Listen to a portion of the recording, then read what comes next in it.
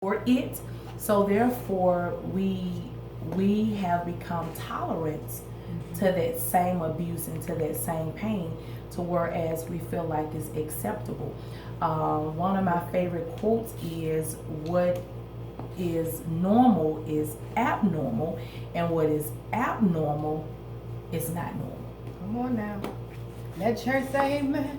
Yes. Amen. What is normal is abnormal, and what is abnormal is normal. So we are accustomed to the madness. And you know what I would say is what is functional and what is dysfunctional. Right. And based upon what you just said about how it can be a cycle, Yes. because maybe your parent was involved with a domestic violence relationship. Like my mom, we came up in domestic violence. So when I got involved with my fiance at the time, you know, and we started fighting or whatever, I thought it was normal. Right. But it wasn't until he punched me in my face and dragged me down a flight of stairs, I had to make the decision, Carol, it's time to go. And like I tell my listeners all the time, that's why I'm sitting here, because I made that decision to abort that dysfunctional relationship. And if I can add, everyone is not as fortunate as you. You're talking right. And the reason why I can speak so bluntly about that, because I used to be that woman. Okay. And I stayed in it for a long time, over a decade, hoping and wishing and praying that things would get better, that the domestic violence would stop. Maybe I'm doing something wrong. Maybe I need to do something differently. Maybe I need to change this. Maybe I just need to be quiet. What am I doing? Am I provoking him? Am I this? We're always looking at the fact, am I a contributing factor to what is going on in this relationship or in this marriage? And then, of course, when you're dealing with low self-esteem and you feel like you can't do any better, so you find yourself staying there because he sometimes make you feel like, don't nobody want you. I'm the only person that wants you. You know, and we begin to believe the lie or believe the hype. And of course that is not true, because once you learn how to love you, that's the day you're going to walk out that door. You know, that is so true. And unfortunately, a lot of women blame themselves Yes. for the dysfunction of the relationship. And I think that when you can have a relationship with God, that's spiritual. But when it comes to physical, we always focus on a significant other or a spouse. And the Bible lets us know that when you're married, you really are more concerned about your spouse Yes. than you are the relationship with God. And that's why I believe God allowed us to go through, because we put him on the back burner. Yes. And so I want to encourage women out there to put God first, because he's going to present an escape. And see, I had my escape. And a lot of women, they miss the mark. Right. Because they miss that escape, because I got to have a man. I got to have a man. If you come from my generation, we were taught that piece of a man is better than no man at all. But now we're in 2019, where we know women can definitely survive alone. Yes. And being alone or with someone is really a choice. It is. Even if somebody wants to marry you, it's still your choice. That's right. And I learned that, you know, because a lot of women, oh, I got a ring. Okay. That's one part of the relationship. Right. Because when you get involved with a marriage, instead of you being two, now you become one. Okay. Did you stay in that relationship long enough to know his character? to know his bank account, to know his finances, to know if he have other children, multiple mothers, baby daddy, mommy daddy, whatever. Do you know this man? Do you know this person? We're so quick to jump in relationships, even if you think the clock is ticking. Sarah was like 90-some years old when she had Isaac, right? Yes. She was 99. 99. Yes. Okay? And so I just want to encourage women out there, you know, put yourself first. It's okay to put yourself first, you know, and see what God wants or destined for your life. Now we're going to slide over to a comment we have over here on Facebook. Okay. And this is coming from Trina Nelson. A lot of women are afraid and many don't even know the signs. We got to teach them the signs. Then you got women that are hard-headed. Oh, yes, Lord. It starts with self-loving ourselves. That's from Trina Nelson. She's now here in Memphis, Tennessee. And we got an amen from Libya, Hollished Slaughter. And I just want to thank everybody else on Deborah Jones. Thank you. Deborah Jones Brown. Thank you. And so getting back to the topic, how would you respond to that comment? Well, yes, especially for our young people, we definitely need to teach them the signs. And sometimes, do we even know what the signs are? You know, you can't teach something that you're not, that you don't have information on. And our young generation is falling prey because no one is there to teach them. No one is there to teach them the signs to look for when it relates to domestic violence. What are some of the signs? The signs can be if he's punching you, he can be pinching you. Signs can be verbal abuse. He's tearing down your self-esteem, physically putting his hands on you.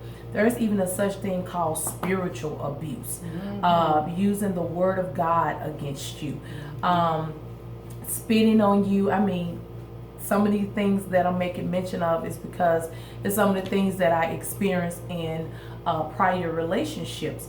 So those are some of the signs to look for. Making threats, threatening you, threatening to hurt your loved ones, threatening to hurt your children. That means that you are connected to an abuser.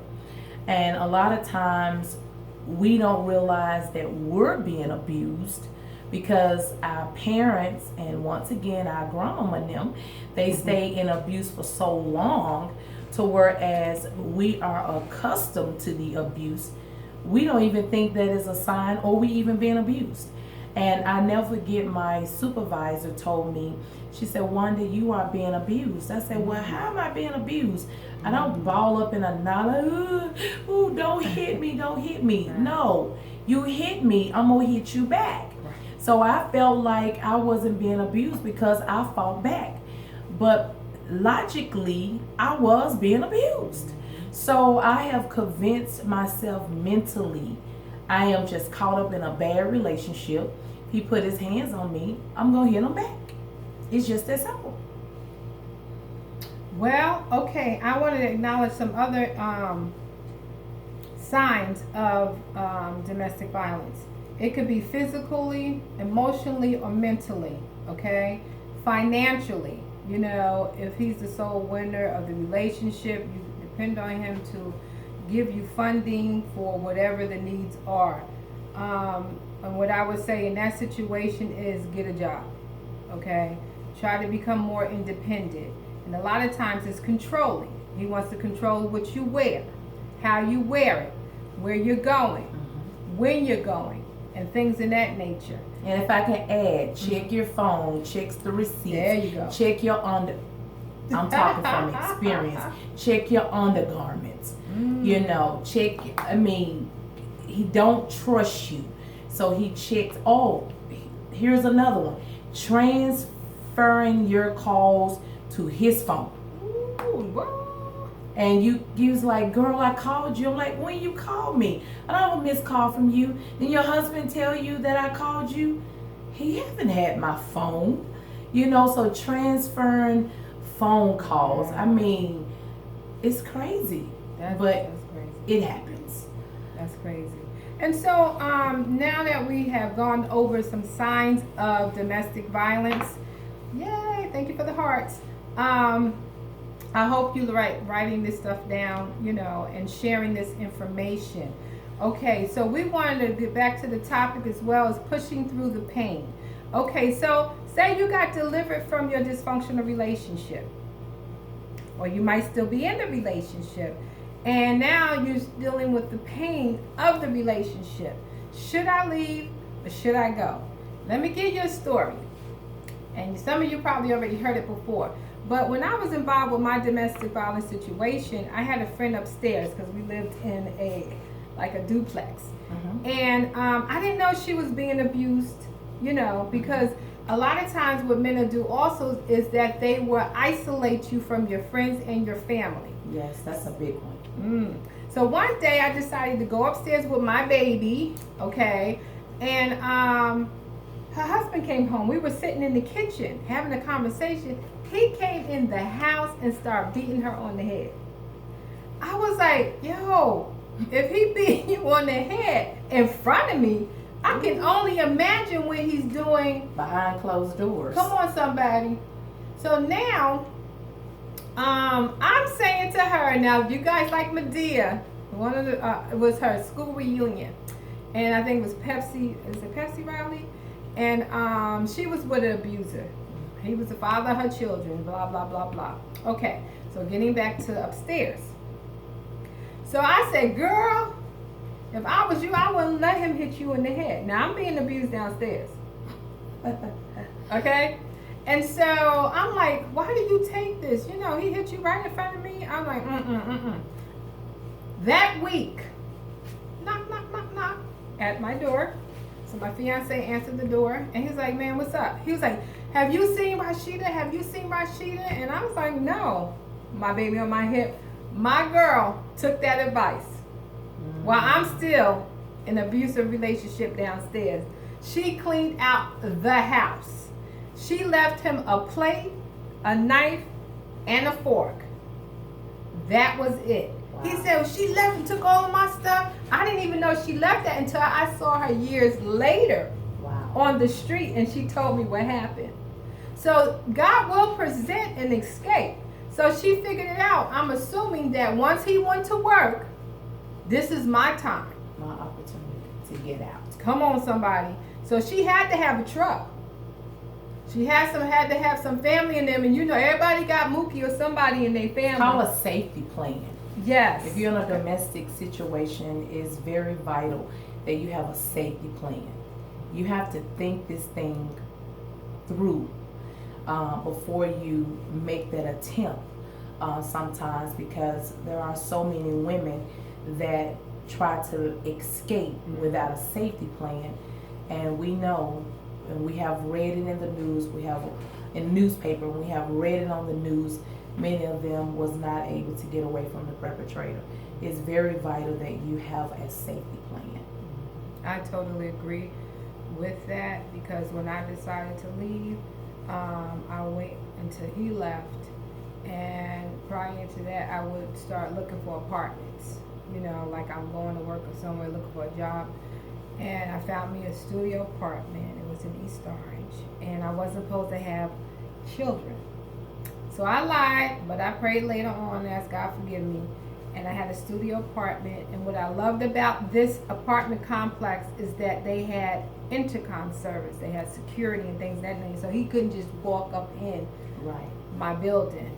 And my whole life changed once I moved out of the relationship.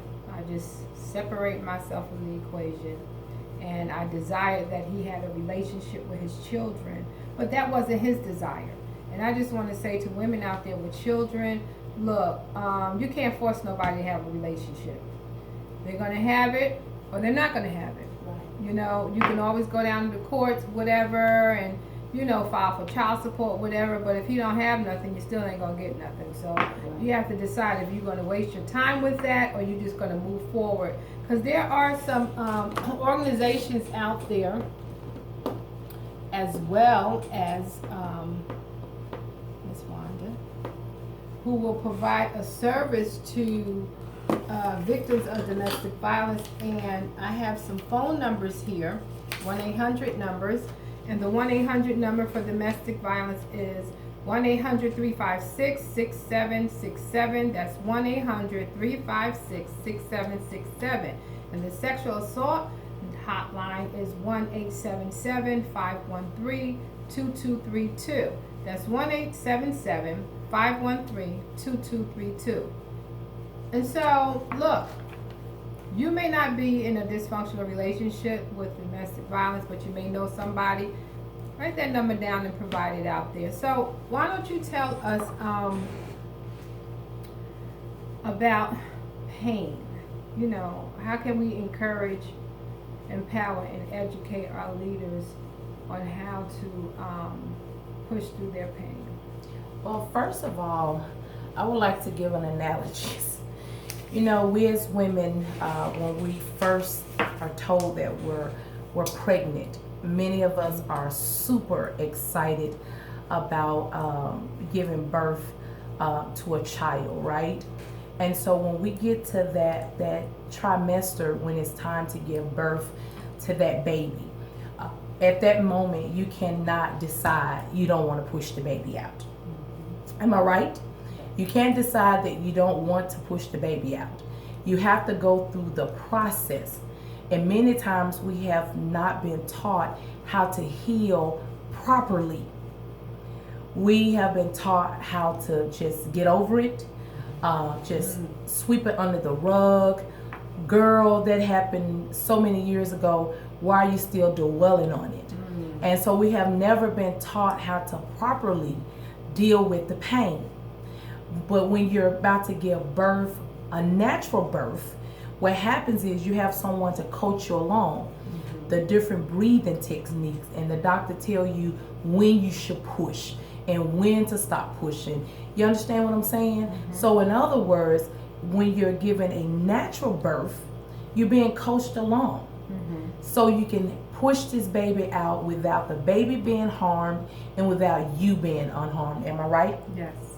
And so that's the same thing when it comes to the pain that you carry spiritually, some of the pain that you carry in the natural.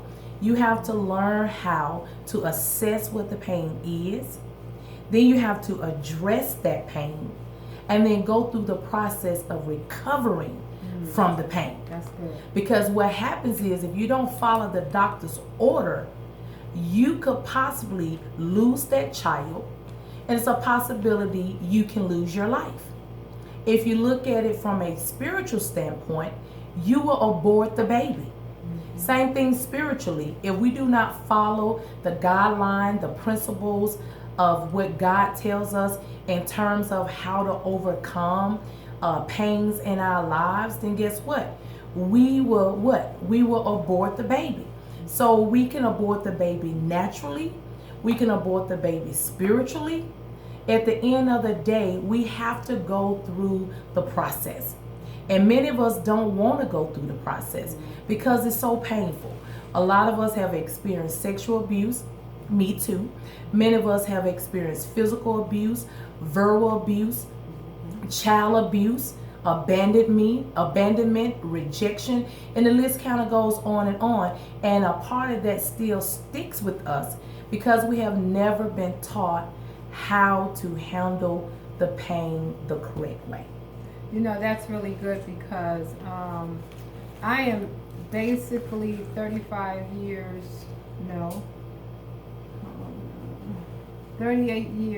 a survivor of domestic violence.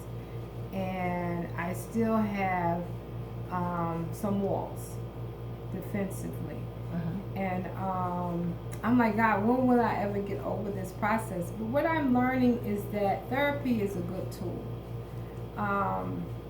You can get it from someone you know, your pastor, leadership, or go through your health insurance provider.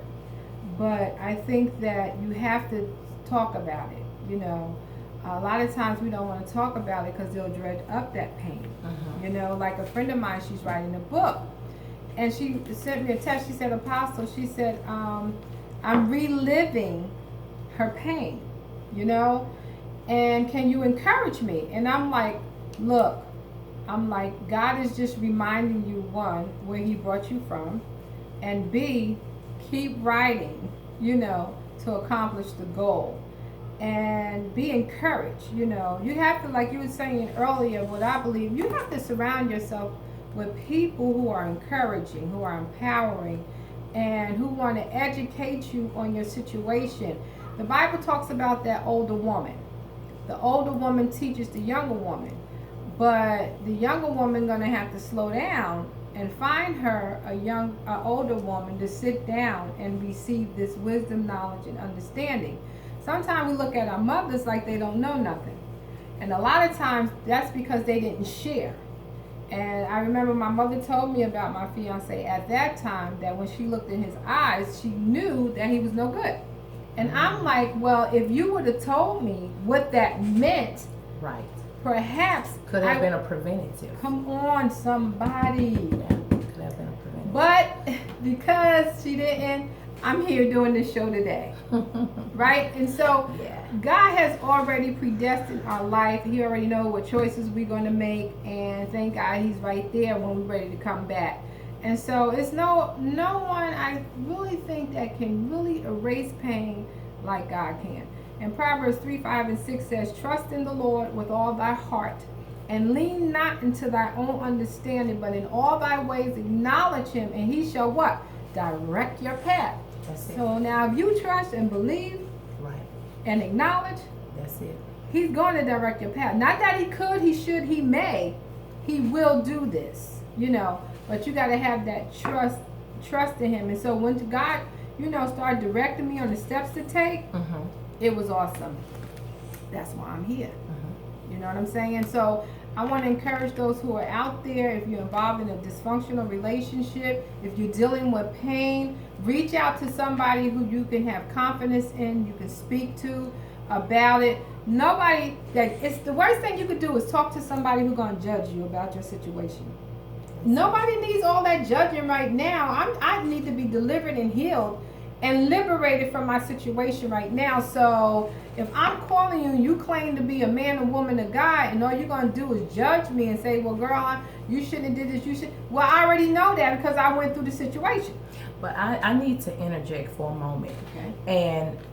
And the reason why I feel I need to chime in right here is because many of us, we keep going through this vicious cycle, and we keep singing the same song, and we keep telling the same story, and individuals giving us sound counsel and sound advice, and we're not taking it.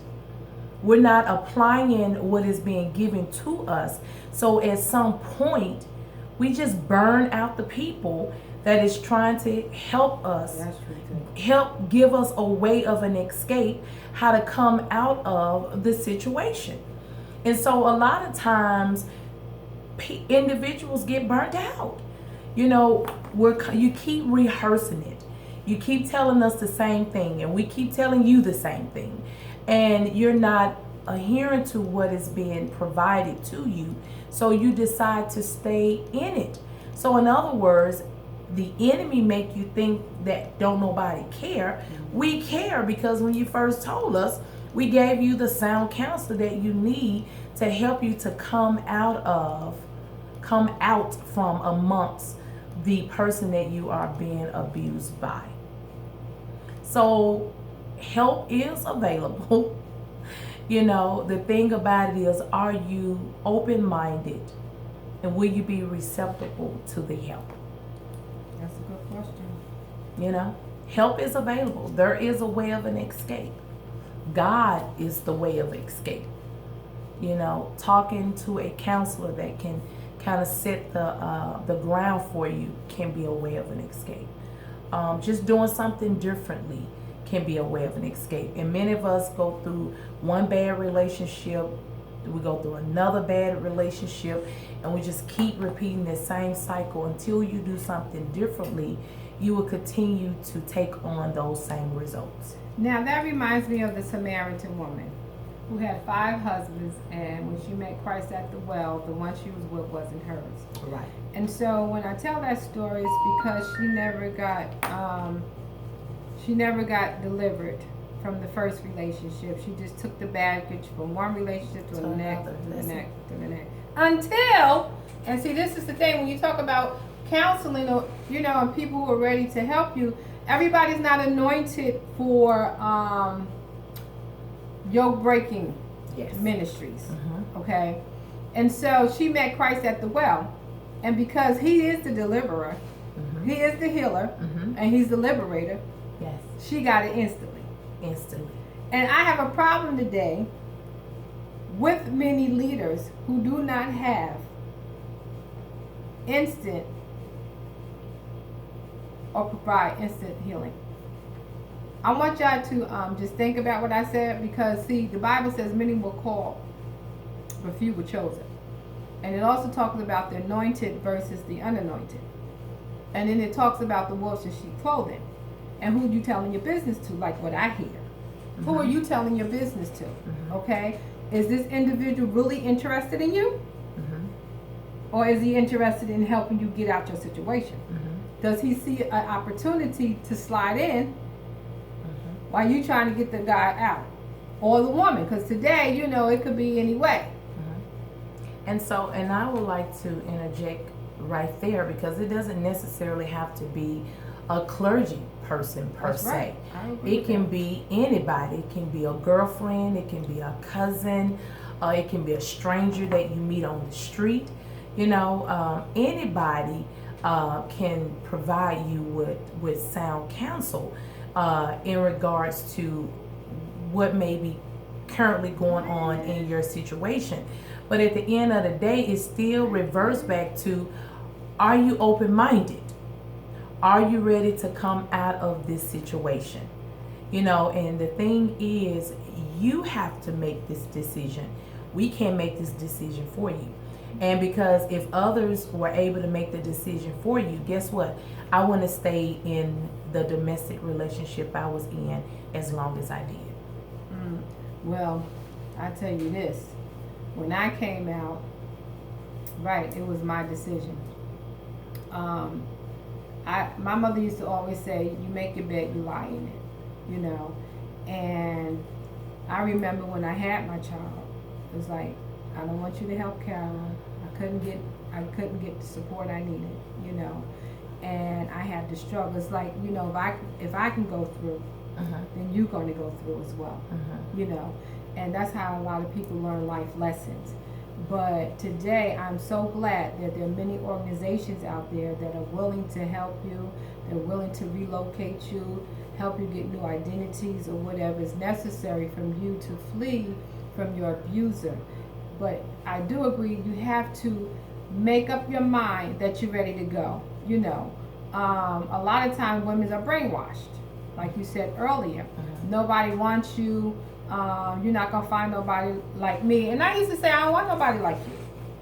This is why I'm trying to get out the situation. Okay? I don't want nobody like you.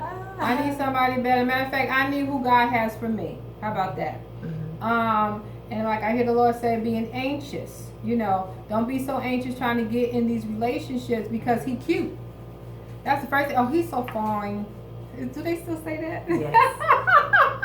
Okay, he's so fine, you know. Oh, I like him, blah, blah. And the big other thing is that everything is about sex. Yes. You know. Soul ties.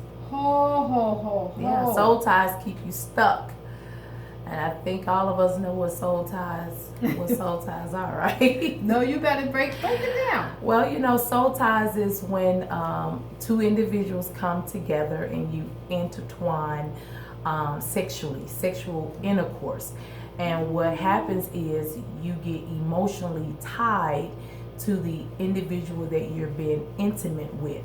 And it's a such thing as multiple soul ties, because if I'm intimate with a guy and then he's intimate with another woman, and then that woman he's cheating on me with is intimate with another guy, and the list just goes on and on and on. So we take on the spirits of not just the person you currently sleeping with, but the spirits that he's sleeping with, she's sleeping with, and if he's cheating on her, who he's sleeping with. So it's just a repetitious of depositing of these spirits that is being transferred into your life, and you wonder why you crazy and cuckoo and all over the place and mentally unstable and unbalanced. Is because you have allowed yourself to not only be tied to this man, but tied to who she's sleeping with and who he's sleeping with, and if he's cheating on her, and who he's sleeping with. So you see, it never stops. And so what happens is you have all of these spirits, all of these souls, all of these people tied to you, and you're wondering why you stagnated, you feel stuck, and you're complacent, and you don't know how to come out from it. Is because you got soul ties, and you have to break those soul ties by cutting these people off. I call it detoxing from toxic people, unhealthy people, keeping yourself tied to people that do not mean you well. And I promise you, it's not going to get better. It's going to only get worse. I'm talking from experience. So we have to detox from these individuals. And whoever the individuals have been with, God allowed the detox to take place even in that area as well. Mm-hmm. You hear that? Detox. Detox. Spiritually. From these jokers. Yes, honey. That don't mean you no good. None at all. Okay. And you know what? Like Medea said, if somebody tell you who they are, believe them. Mm-hmm. It's exactly who they are. Now, if his mother, his sister, and his family is telling you stay away, then you need to go down another street. Exactly. Let me tell you something, ladies. Warning comes before destruction. It does. And the signs are usually there. We just overlook them because we as women, we feel like we can change a man. Woo, honey, so. we are equipped. We got what it takes. Yes, honey. We know how to work our magic, girlfriend. Yep. But at the end of the day, you know what? Let me digress from a spiritual standpoint. You guys know that song by K. Michelle? If his mama couldn't raise him, what makes you think you can?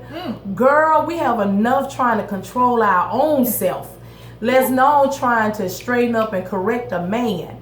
Impossible. We can't do that. God don't even control us. We have free will, God's will, and a permissive will. And many of us, we function out of the permissive will instead of the perfect will of God. So in other words, if God not going around trying to change nobody, what make you think you can? You guys need to go listen to that song. If his mama couldn't do it, what make you think you can? Girl, you setting yourself up to fail. You setting yourself to stay